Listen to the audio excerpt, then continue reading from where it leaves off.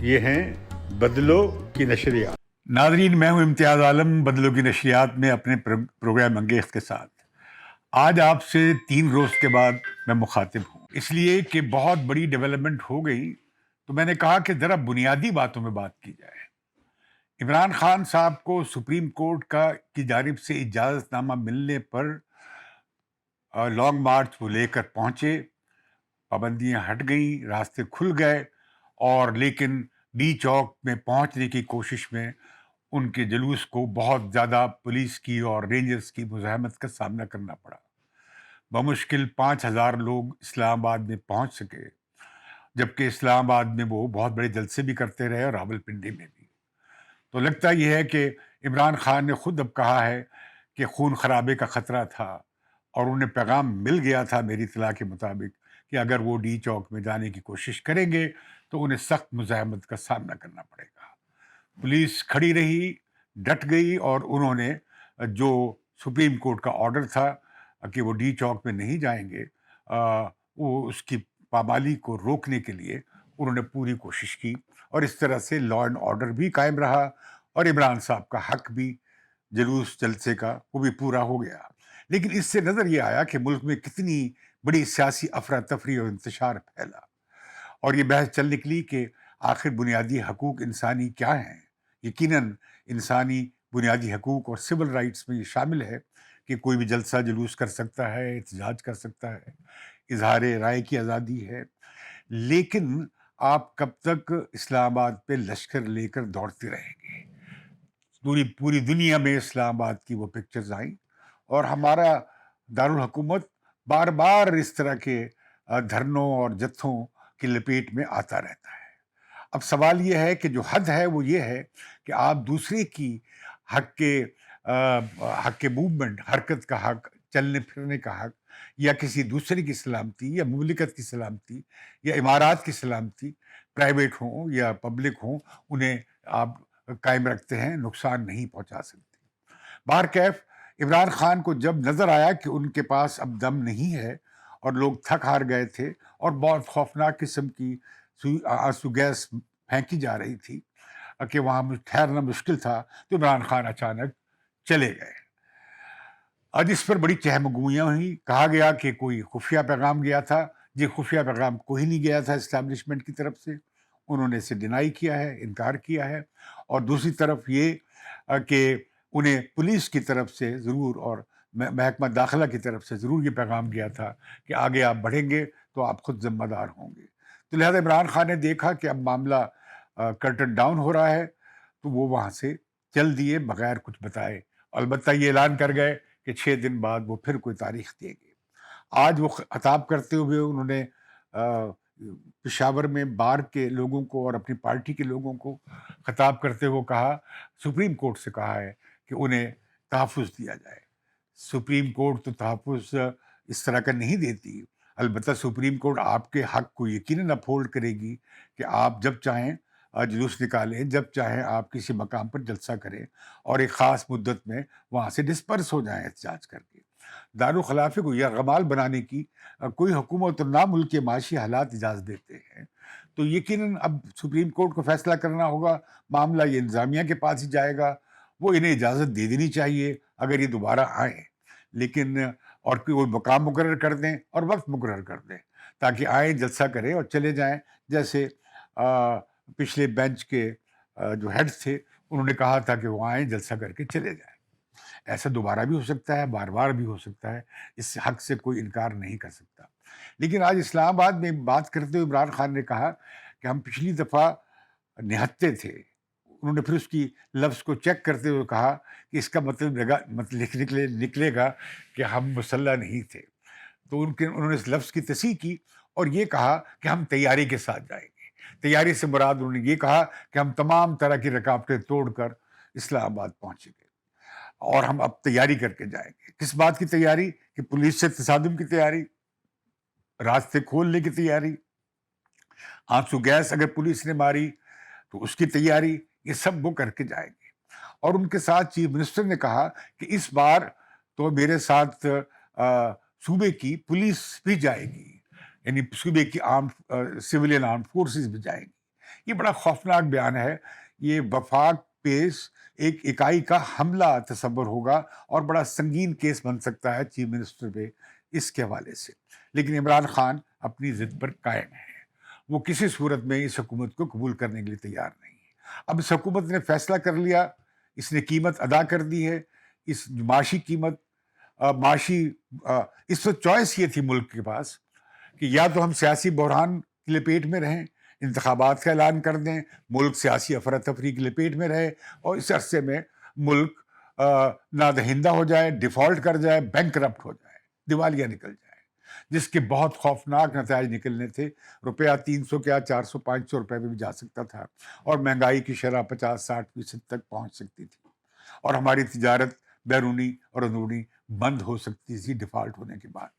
تو لہذا جو بات چیت ہوئی وہی معاہدہ جو فروری میں شوکت ترین صاحب نے دوبارہ کیا تھا، جو انہوں نے توڑ دیا تھا اس سے پہلے، اس پر وہ بڑے سخت معاہدے پہ دستخط کر آئے تھے. اس میں ہر مہینے 4 روپے کے حساب سے تیل کی قیمت بھی بڑھانی تھی اور اسی طرح سے بجلی کی قیمت بھی بڑھانی تھی اور کل ملا کر یہ کوئی 250 روپے کے قریب یہ جانا تھا تیل اور اسی طرح ایندھن. اب لگتا یہ ہے ابھی تو انہوں نے 30 روپے بڑھائے ہیں، یہ کم از کم 60 روپے انہیں اور بڑھانا پڑے گا. ابھی اطلاع آئی ہے انٹرنیشنلی کہ اب $150 کا بیرل ہونے جا رہا ہے، جو ہائیسٹ ہوگا پچھلے 15-20 سالوں میں بیکاز آف جنگ. یہ جو جنگ ہو رہی ہے روس کے درمیان اور اس کے ساتھ کے ملک کے درمیان. تو ہم دیکھتے ہیں کہ یہ کہا تو لہذا ابھی اس حکومت نے وہ بڑھا دی ہے، ابھی مزید بڑھے گی اس لیے کہ ان کے پاس پیسے نہیں ہیں. شوکت ترین صاحب نے یہ جھوٹ بولا، کوئی ڈاکومنٹ نہیں ہے ایسا کہ جس سے ظاہر ہوتا ہو بجٹ میں یا فائنانس منسٹری کے کہ اس کے لیے وہ پیسے ایلوکیٹ کر کے گئے تھے. ایسے کوئی پیسے نہیں تھے. اسی طریقے سے یہ بھی غلط افسانہ گھڑا گیا کہ روس سے معاہدہ ہو گیا تھا، خط و کتابت ہو گئی تھی. ایسا ایک خط موجود ہے جس میں پاکستان نے ریکویسٹ بھیجی تھی لیکن اس کا جواب نہیں آیا کہ روس نے رضامندی ظاہر کر دی. یہ جو روس کے تیل کے بڑے اب نمائندہ بن رہے ہیں مبلغ، یہ بتائیں گے کہ 2018 سے لے کر 2022 تک انہوں نے جو گیس پائپ لائن کراچی سے لاہور تک بچھنی تھی اس کا معاہدہ کیوں نہ کیا؟ انہوں نے اس سے پہلے کیوں نہ معاہدہ کیا اس گندم کا بھی اور تیل کا بھی؟ اور اب یہ ہے کہ یہ گندم کا 2 ملین ٹن گندم کا 4 ملین ٹن کی کمی ہے اور 2 ملین ٹن کا یہ گندم کا آرڈر دے دیا گیا ہے ان کیش روس کو تاکہ جون جولائی تک سپلائی ممکن ہو سکے. اسی طرح یہ بھی اندیا دیا گیا ہے کہ روس سے اگر تیل سستا ملتا ہوا تو اسے بھی حاصل کرنے کا کوئی راستہ نکالا جائے گا کیونکہ روس پر بندشیں ہیں اور روس کی ریفائنری ہمارے پاس نہیں ہے تیل کی. کیا ہم یہ چین کے ذریعے ریفائنڈ تیل لے سکتے ہیں؟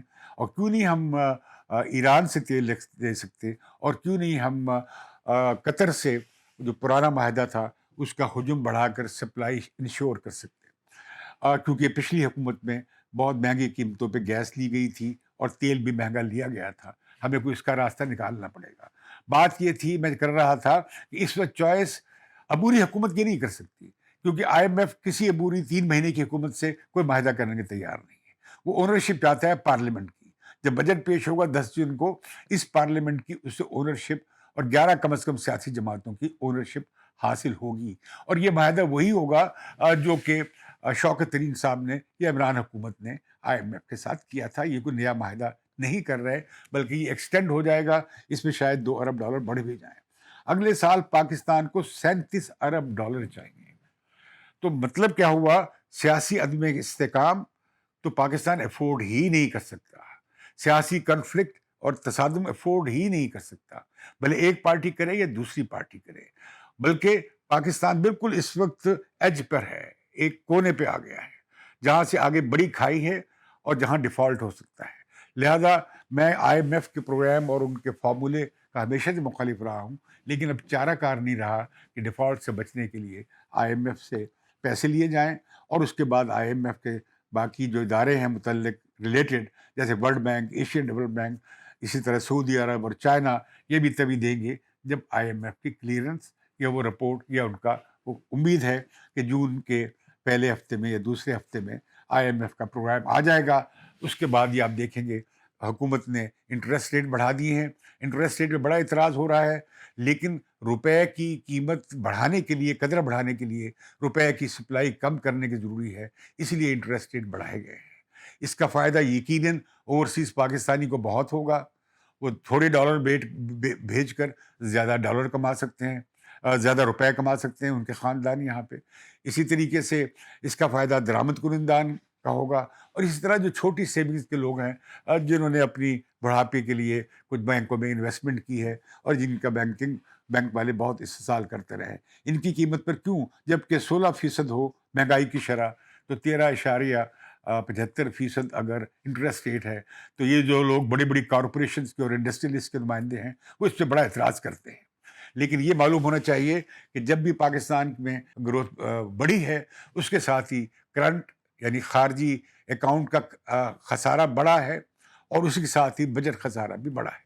تو لہذا یہ تضاد پاکستانی معیشت کو لے کر بیٹھ گیا ہے.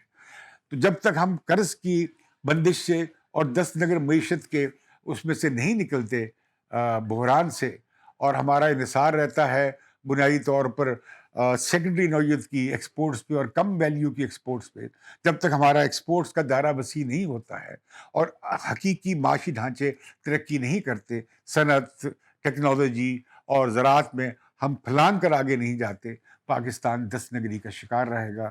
عمران خان کا جو نعرہ ہے قومی خود مختاری کا، وہ بالکل بودا نعرہ ہے، بوسیدہ نعرہ ہے، ہوائی نعرہ ہے، بغیر قومی معاشی خود مختاری کے. جب تک پاکستان معاشی طور پہ خود کفیل نہ ہو جائے، ہم ایک آزاد ملک کے طور پہ اپنا سوورینٹی کو خود کا دفاع نہیں کر سکتے. ابھی بھی ہمیں اپنی سوورینٹی IMF کے پاس گروی رکھنی پڑے گی، اور ہمیں بہت سارے بڑے معاشی فیصلے کرنے پڑیں گے جو کہ ہم حکومت نہیں چاہتی اور کوئی بھی نہیں چاہتا، لیکن وہ کرنے پڑیں گے. یہ ہے شکنجہ.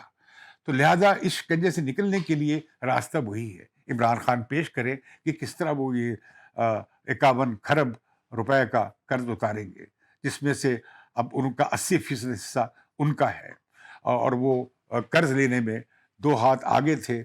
پچھلی دونوں حکومتوں کو ملا لیا جائے تو ان کا قرض زیادہ تھا. ابھی میں آتا ہوں اس کے ساتھ ہی دوسرے موضوع کی طرف کہ حکومت نے ڈٹ کر یہ فیصلہ کر لیا ہے، اپنے اوپر یہ سیاسی بوجھ لے لیا ہے، اور ساتھ ہی کچھ انہوں نے غریب لوگوں کے لیے 1.40 کروڑ لوگوں کے لیے، میرا خیال ہے کہ اس کی تعداد بڑھانی چاہیے 2 کروڑ تک. جس طرح راشن کے پروگرام میں یہ تعداد 2 کروڑ تک بڑھائی گئی تھی، جن کی آمدنی 35-50 ہزار کے نیچے ہے، انہیں بھی یہ تیل کا جو پرمٹ ہے، راشن کارڈ ہے، اس میں وہ شامل ہونا چاہیے. ہو سکتا ہے وہ بے نظیر انکم سپورٹ پروگرام کے ذریعے بھی ہو سکتا ہے. اس کے لیے اسپیشل کارڈ تمام موٹر سائیکل والوں کے لیے، رکشے والوں کے لیے اور 800 cc کی گاڑی والوں تک کے لیے وہ دیا جا سکتا ہے، جس پہ وہ تیل ایک خاص لمٹ تک لے سکتے ہیں. اسی طرح بجلی کا بحران ہے، لوڈ شیڈنگ کا. یہ کہا گیا تھا کہ ختم ہونے جا رہی ہے، لیکن اب وزیر پاور ہیں اور توانائی ہیں، انہوں نے کہا ہے کہ اگر ذرائع مل جائے تو وہ 24 گھنٹے میں لوڈ شیڈنگ ختم کر سکتے ہیں. اس کا مطلب کیا ہوا کہ ہماری public sector organisation PSO Pakistan state oil اس پوزیشن میں نہیں ہے، کیونکہ وہ اس کا قرض بھی 1000 یعنی 1 کھرب روپے سے اوپر چلا گیا ہے. اسی طرح 2500 ارب ڈالر ہماری پہ سرکولر ڈیٹ ہے بجلی کا. گیس پہ بھی کوئی 600 ارب روپے کے قریب ڈیٹ ہے. اسی طرح ہماری پبلک کارپوریشن کا کچھ 2700 ارب روپے، یہ ملا کر کوئی 10,000 ارب بنتے ہیں، یعنی 10 کھرب روپے کے قریب، جو پاکستان کے قرض کا تقریباً 1/4 بنتا ہے یا 1/5 بنتا ہے. تو میں کہہ رہا ہوں کہ اس صورت میں پاکستان کی معیشت وہ سسٹینیبل نہیں ہے، پائیدار نہیں ہے. اگر معیشت پائیدار نہیں ہے تو ملک بھی پائیدار نہیں ہے. اگر معیشت پائیدار نہیں ہے تو ملک کا دفاع بھی پائیدار نہیں ہے. تو اس وقت میں سمجھتا ہوں ساری پالیسیز کو فوکس ہونا چاہیے اکنامک ایجنڈے پر اور اکنامک بحالی پر، معاشی بحالی پر. تو لہذا اگر یہ کام یہ حکومت کر رہی ہے سنجیدگی سے، جیسے کہ اس نے 1.5 مہینہ لیا اس سارے کام میں، اس اسنا میں آئی ایم ایف سے بات بھی کی، سعودیز سے بات بھی کی، چینیوں سے بات بھی کی، امریکیوں سے بات بھی کی، آئی ایم ایف اور ورلڈ بینک اور ایشین ڈیولپمنٹ بینک سے بات بھی کی، تو یہ اس چیز میں تھے پھنسے ہوئے کہ کرتے ہیں تو مرتے ہیں، نہ کرتے ہیں تو ملک ڈوبتا ہے. میں سمجھتا ہوں کہ اس میں مبارکباد دینی چاہیے اس کولیشن گورنمنٹ کو کہ انہوں نے ایک سخت فیصلہ کیا ہے اور ملک کے مفاد میں کیا ہے اور اپنے سیاسی مفاد کے خلاف کیا ہے. اس قربانی کا اور ملک کے لیے اپنے مفاد کو پیچھے رکھنے میں یہ مبارکباد کے مستحکم ہے. یہ دیر اس لیے ہوئی ہے کہ یہ معلوم ہی نہیں تھا کہ یہ حکومت رہے گی یا جائے گی. خود اتحادی متفق نہیں تھے کہ فوراً الیکشن کرائے جائیں، کچھ ٹائم لیا جائے، لیکن اگر معاشی قدم اٹھائیں گے تو فوری طور پر تو اپنے گلے میں کانٹوں کا ہار، سیاسی کانٹوں کا ہار ڈالنا پڑتا. تو اب یہ اصرار کر رہے ہیں کہ یہ اگست تک حکومت کریں گے، لیکن میں حیران ہوتا ہوں کہ یہ اکتوبر کی تاریخ کیوں آتی ہے؟ کیا اس کا تعلق نومبر میں آرمی چیف کی ریٹائرمنٹ سے ہے؟ تو کیوں؟ آرمی چیف کی ریٹائرمنٹ اپنے ٹائم پہ ہو جانی چاہیے. نیا آرمی چیف آ جائے جیسے پروسیجر ہے، اور جو سب سے سینئر اور میرٹ پہ ہو اسے آپ لگا دیں. اس میں کوئی سیاسی پھڈا نہ ہو. ہمیں اپنے انسٹیٹیوشن کی انٹیگریٹی کو برقرار رکھنا چاہیے. تو اگلا الیکشن ہو سکتا ہے اگست، اگلے سال ہو سکتا ہے. اس میں کیا معاملہ ہے؟ کوئی ابھی اس وقت عمران خان کی جو لہر تھی وہ مدھم پڑی ہے. ان کے برکز کو پتہ لگا ہے کہ اتنا آسانی سے کام نہیں ہے. اب وہ سازشی تھیوری جو تھی وہ بھی کچھ ڈھیلی پڑی ہے، اور اس کے ساتھ ہی یہ ہے کہ انہوں نے دیکھ لیا کہ اس طرح تو آپ بزور طاقت قبضہ نہیں کر سکتے دارالحکومت پہ. اب عمران خان کو نیا اعلان کرنے سے پہلے سوچنا چاہیے، اور عدالتوں کو بھی سیاسی مناقشے سے پرے ہٹنا چاہیے. یہ ایگزیکٹو کا کام ہے. ہاں، اگر کہیں ایگزیکٹو انسانی حقوق کی خلاف ورزی کر رہی ہے تو عدلیہ کو مداخلت کرنی چاہیے. جیسے ہم دیکھتے ہیں کہ مسنگ پرسن کے معاملے میں اسلام آباد ہائی کورٹ کے چیف جسٹس جناب اطہر من اللہ نے ایک بڑا شاندار فیصلہ کیا ہے، اور انہوں نے سب کو طلب کر لیا ہے، مشرف سے لے کے تمام چیف ایگزیکٹوز کو اور سابق انٹیریئر منسٹرز کو، کہ یہ مسنگ پرسن کے بارے میں بتایا جائے، وہ بیان حلفی جاری کرے کہ وہ کون ذمہ دار ہے. انہوں نے کہا پرسیپشن تو یہی ہے کہ یہ سیکیورٹی کے ادارے کرتے ہیں، اور انہوں نے کہا کہ ان کے لیے اچھا نہیں ہے کہ ان کے بارے میں یہ تاثر بنے کہ وہ لا قانونیت یا آئین یا قانون سے بالا تر اپنے شہریوں کے بنیادی حقوق کو، یعنی انہیں زندگی کے حق سے محروم کرے یا ان کی آزادی کے حق کو محروم کرے. یہ اچھا، یہ درست نہیں ہے. یہ لا قانونیت ہے، اور یہ سب کچھ اتھارٹیرین اسٹیٹس میں تو ہوتا ہے، ایک کانسٹیٹیوشنل ریپبلک میں نہیں ہو سکتا. لیکن میں جج صاحب سے بہت ادب کے ساتھ کہنا چاہوں گا کہ آپ کو معلوم ہے، آپ نے کہا بھی ہے کہ اسٹیٹ ود ان اسٹیٹ نہیں ہونی چاہیے. تو اسٹیٹ ود ان اسٹیٹ تو کے بارے میں تو سابق وزیر اعظم یوسف رضا گیلانی نے کہا تھا، اور اس کا ذکر پھر میاں نواز شریف نے بھی کیا، اور انہیں بھی تا حیات سیاست سے بے دخل کر دیا گیا. تو یہ کیوں ہماری عدالتیں انسٹرومنٹل بنتی ہیں؟ ایک طرف سول ملٹری تعلقات کی ٹینشن، ادھر دوسری طرف جوڈیشل کا ایکٹیویزم جو سول گورنمنٹس کو انڈرمائن کرتا رہا ہے. یہ درست نہیں ہے، یہ ٹرائیکاٹومی آف پاور کے خلاف ہے. یہ ایک طرح کا جوڈیشل کو تھا جو افتخار چودھری نے کیا، اور بعض ان کے ہی طرح کے جسٹس ثاقب نثار نے کیا، اور اس کے بارے میں ایک بڑا خوفناک خط بھی اور حقائق پہ مبنی خط جسٹس فائز عیسیٰ نے کیا ہے، لکھا ہے کہ ججز کی اپائنٹمنٹ کے حوالے سے انہوں نے وہ روایت توڑ دی سینیارٹی کی، جس پر کہ یہ فیصلہ کیا گیا تھا کہ سینئر ہی لوگ ہائی کورٹ سے سپریم کورٹ پروموٹ ہوں گے. تو لیکن ابھی ذکر ہو رہا تھا اسٹیٹ ود ان اسٹیٹ کا، تو آپ نے دیکھا کہ ایک بات چیت چل رہی ہے کابل میں تحریک طالبان پاکستان کے ساتھ، اور پاکستان کی فوج کے نمائندے ان سے بات چیت کر رہے ہیں. گورنمنٹ اس سے بالکل لگتا ہے بے خبر ہے. جو اطلاعات آئی ہیں انہوں نے بڑے مطالبے پیش کی ہیں. انہوں نے کہا ہے کہ ہماری تنظیم کو بھی برقرار رکھا جائے، ہمارے علاقوں سے فوج اور پولیس نکل جائے، اور اس کا مرجر ختم کیا جائے فاٹا کا، سابق فاٹا کا کے پی میں، اور وہاں پہ انہیں شریعت نافذ کرنے کی اجازت دی جائے. اور وہ چاہتے ہیں کہ ان کے سارے جنگجو رہا کر دی جائیں اور انہیں سیٹل کیا جائے. یہ بڑی خوفناک یہ لگتا یہ ہے کہ یہاں بھی طالبان کی حکومت کو طرح کی حکومت قائم کرنے کا ایک پلان ہے، جو سی آئی اے کا پلان بھی ہو سکتا ہے، کیونکہ سی آئی اے بھی اب پاکستان پہ اگر دباؤ ڈال سکتی ہے، یا ہم نے دیکھا کہ را جو اگر ڈال سکتی ہے، تو وہ تحریک طالبان کے پاس موجود ہیں مرسنریز، ان میں سے پیسے لگا کر ہمارے یہاں دھماکے کراتے رہے ہیں، را تو کرواتی رہی ہے، اور اب شاید سی آئی بھی اس میں شامل ہو جائے۔ اس طرح بلوچستان میں جو خلف فشار چل رہی ہے اسے حل کرنے کی ضرورت ہے۔ اب کہا جا رہا ہے کہ نیشنل ایکشن پلان بحال ہو گیا ہے، بحال کیا جا رہا ہے، ایکٹیویٹ کیا جا رہا ہے، تو اس میں کہا گیا تھا کہ بلوچستان کے سیاسی مسئلے کا سیاسی حل تلاش کیا جائے۔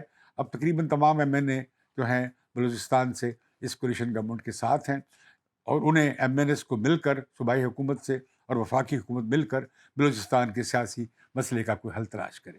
بلوچستان میں مقامی حکومت کے الیکشن ہوئے ہیں، اس میں سب سے زیادہ میں حیران ہو گیا ہوں کہ 60% ٹرن آؤٹ رہا ہے، اگر یہ صحیح پروجیکشن ہے۔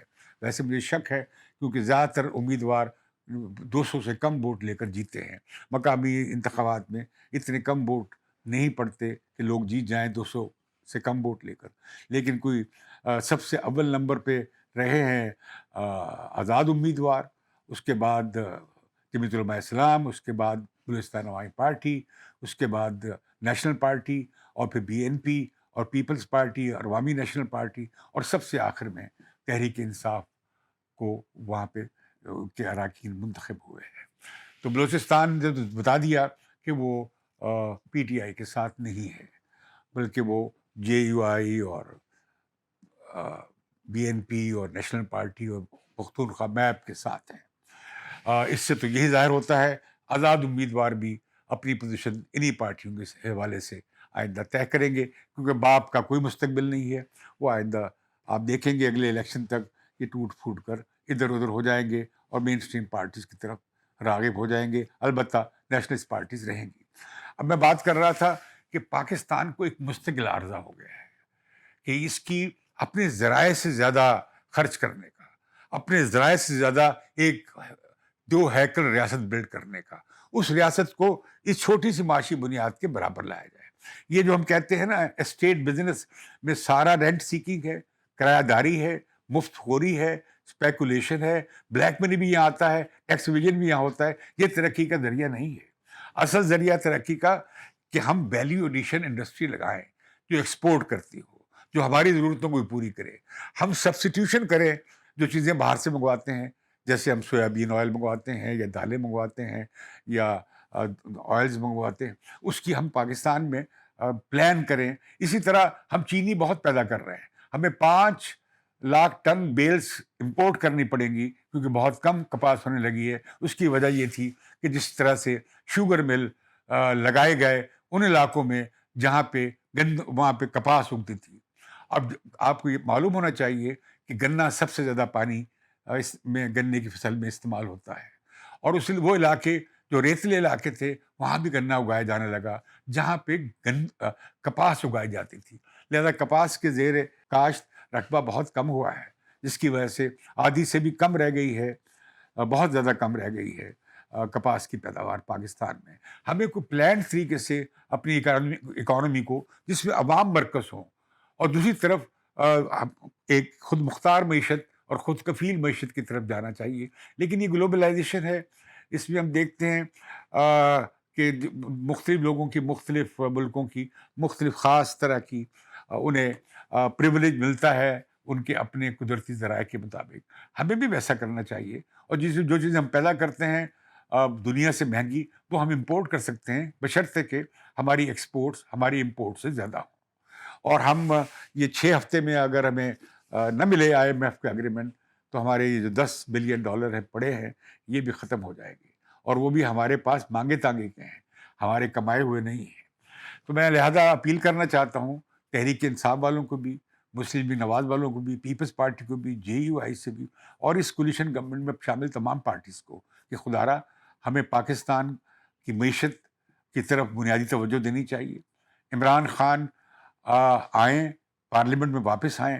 اب جب کہ 25 سیٹوں پہ اعلان کر دیا ہے دوبارہ انتخاب کا، ضمنی انتخاب کا الیکشن کمیشن نے، اور تحریک انصاف نے ٹکٹ بھی مانگ لی ہیں، تو ظاہر ہے وہ اس میں الیکشن میں حصہ لینے جائیں گے.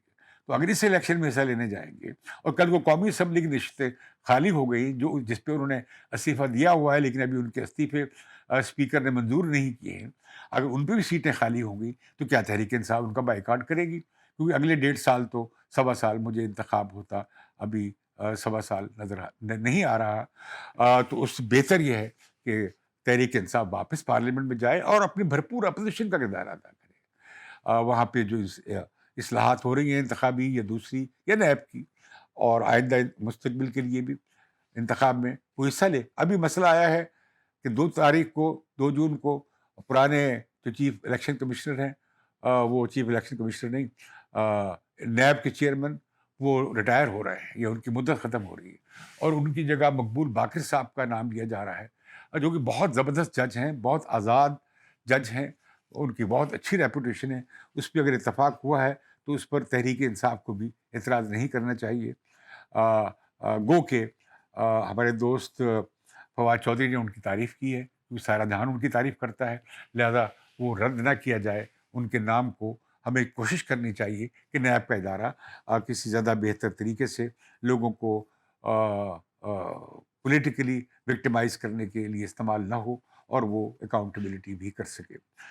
تو یہ چیزیں ہیں پاکستان کے لیے ایک بڑا ٹرننگ پوائنٹ ہے. مجھے لگتا ہے کہ آئندہ کم از کم 2-3 حکومتیں، ان کے لیے بڑا مشکل ہوگا اپنی ٹینیور پوری کرنا، ان کے لیے بڑا مشکل ہوگا گورن کرنا، کیونکہ جس طرح کا ملک کو پاکستان کو معاشی اور انتظامی اور اداراتی بحران ہے. اداراتی بحران بھی تبھی حل ہو سکتا ہے کہ ہم آئین پر عمل کریں، جوڈیشری اپنی حد میں رہے، افواج اپنی حد میں رہیں، ایگزیکٹو اپنی حد میں رہے اور مقننہ قانون سازی کریں، اور اس قانون سازی میں سب جماعتیں شامل ہوں بشمول پی ٹی آئی کے. مجھے اجازت دیجیے، میری ان باتوں پہ لگتا ہے عمل درآمد مشکل ہی ہوگا. آئندہ آپ سے ملاقات اگلے پروگرام میں ہوگی. بدلوں کی نشریات کو ضرور سبسکرائب کیجیے.